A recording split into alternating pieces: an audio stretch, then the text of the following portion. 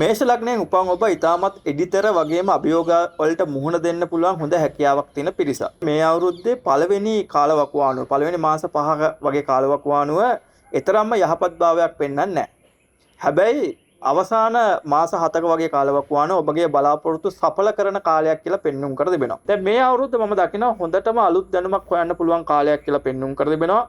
විශේෂයෙන්ම සෞඛ්‍ය ප්‍රශ්න සම්බන්ධයෙන් ගත්තොත් මේ අවුරුද්දේ ඔබට ලොකු සෞඛ්‍ය ප්‍රශ්න එන්නේ නැහැ. හැබැයි හන්දිපත් රුදා, කොන්දේ අමාරු සහ සමහර වෙලාවට කකුල් අමාරු වගේ පොඩි පොඩි අපහසුතා මේ අවුරුද්ද පුරාම පවතින්න පුළුවන් කියලා පෙන්눔 කර තිබෙනවා. මේෂ ලග්න හිමියන්ට මේ කාල වකවානුවේදී විදේශගත වෙන්න පුළුවන් හැකියාවක් තියෙනවා කියලා පෙන්눔 කර තිබෙනවා. දැන් අවුරුද්දේ මුල් කාලයේදී දරුඵල සම්බන්ධයෙන් ඔබ අපේක්ෂාවෙන් හිටියා නම් පොඩ්ඩක් දරුඵල ප්‍රමාද වෙන්න පුළුවන්. හැබැයි ජූනි මාසයේ දෙකෙන් පස්සේ දරුඵල සම්බන්ධයෙන් යහපත් කාලයක් එනවා කියලා තමයි පෙන්눔 කර තිබෙන්නේ. ඉතින් මේෂ ලග්න හිමියන්ට මේ අවුරුද්දේ ගත්තාම සුබ වර්ණ කියලා පෙන්වන්නේ රතු සහ නිල් වර්ණය.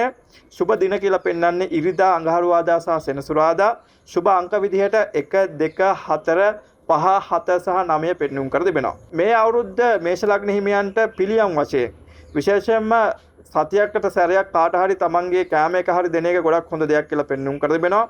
ඒත් එක්කම අபிසංවිධාන පිරිස සහ තුන් සූත්‍රයේ දිනපතා කීම ගොඩක් හොඳයි කියලා පෙන්눔 කර තිබෙනවා. අනිත් එක තමයි ඔබට පුළුවන් නම් අඟහරුවාදා දවසක ගෙදර ඉඳලා හරි එහෙම නැත්නම් කෝවිලකට ගිහලා හරි හනුමා චාලිසය කියන්න හෝ අහන්න.